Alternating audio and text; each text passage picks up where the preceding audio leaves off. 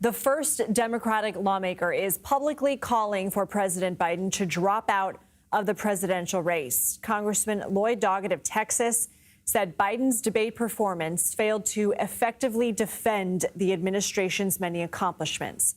In a statement, he also said, quote, "Unlike Trump, President Biden's first commitment has always been to our country, not himself. I am hopeful that he will make the painful and difficult decision to withdraw." I want to go now to Scott MacFarlane, who has more on this development. So, Scott, quite a development since the last time we talked to you. Yeah, Lindsay, Lloyd Doggett's been around here a long time, nearly 3 decades, representing a conservative but very much Democratic district in Texas near the state capitol. It was actually a district that was once held by LBJ, who famously stepped aside as a Democratic candidate for president in 1968.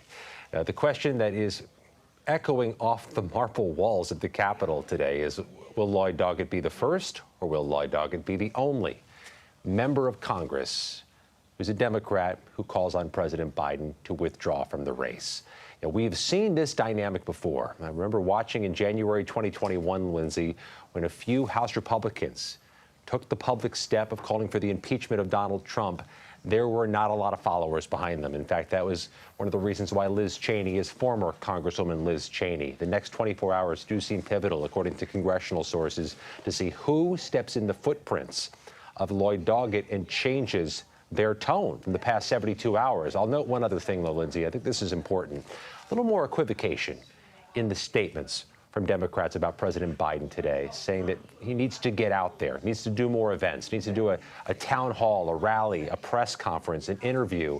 And they don't seem to be satisfied by the lack of movement from the White House on doing those things to change the subject from Thursday night. Scott, you mentioned how pivotal the next 24 hours can be, and that's kind of what I wanted to ask you. I mean, we saw over the weekend a lot of surrogates doing the Sunday show roundup and standing by him, and we're seeing still some Democrats throwing their support behind him, but it's almost like they're hedging it a little bit. They're saying as long as he's remains in the race, as long as he's, you know, the presumptive nominee. Have you noticed a similar change in language? Absolutely. There is a mushiness to the statements today that wasn't there over the weekend. That's the clinical term, of course. Yeah, and we use only scientific words here.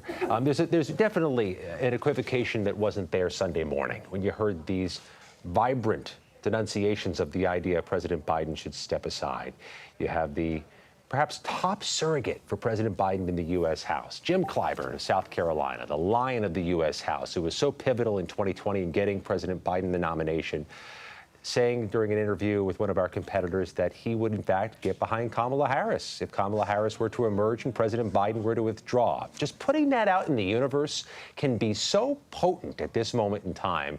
It just feels like an important 24 hours are ahead for the president and his political future as a nominee. Jim Clyburn, who, by the way, hasn't spoken to the president yet since the debate, right? That's right. And I think ultimately a lot of these Democrats who have yet to, make their statement, who've kept their powder dry, they want meetings. They want to meet with the president, hear from the president, if not see the president in a vibrant way, publicly putting to rest these concerns. And we know that the president is going to be speaking with governors tomorrow, some in person, some virtually. Our Nancy Cordes reporting that. Scott, do you get a sense that Democrats are also treading lightly here? Because while they obviously don't want a firestorm of panic, perhaps going out there and following Representative Doggett's lead would backfire, would have the counter effect and make President Biden even more steadfast in continuing to run. Yeah, I've heard that from a number of congressional sources, Lindsay. We don't want to be Liz Cheney. And to reiterate that point, she was a first Republican to call for Donald Trump's impeachment, and only 9 Republican colleagues followed her. She was on an island by herself that ultimately led to her demise in the party. And those other 10 House Republicans who impeached Donald Trump, only 2 of them are still in office. We are talking about 2 very different parties. Yeah, and I think that's true. And I think that dynamic is at play right now, too. Is there a loyalty oath here? About to find out if Democrats view it as such or if they have a different perspective on things. Scott, I'm sorry I'm peppering you with so many questions, but OK, let's say we fast forward, 10 steps.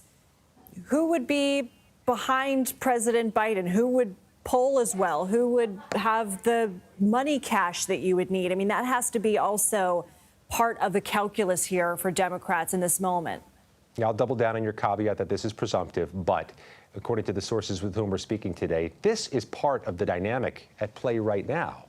If you're going to ask for President Biden to withdraw, who do you champion in his place? And if they have to work that out in advance, it's going to buy some time for everybody involved, because they want to come out there with a statement of, if not him, then who? And that's going to take some internal debate, and that's a charitable way of putting it. That could be an all-out political free-for-all. Scott MacFarlane, we know you'll stay on top of it for us. Thank you.